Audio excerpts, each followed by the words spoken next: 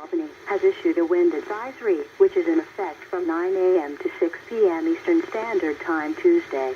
Location: Mohawk Valley, Capital District, Schoharie Valley, Helderberg, Eastern Catskills, Northern and Central Taconics, Berkshire, Litchfield Hills and Bennington and Western Windham counties in Vermont.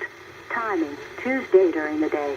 Winds: northwest winds 20 to 30 miles per hour with gusts up to 50 miles per hour. Impacts: some downed tree limbs that may result in isolated to scattered power outages. A wind advisory is issued when sustained winds are forecast to be 31 to 39 miles per hour or gusts will range between 46 and 57 miles per hour. Winds this strong can make driving difficult, especially for high-profile vehicles. Use extra caution. And now the hour.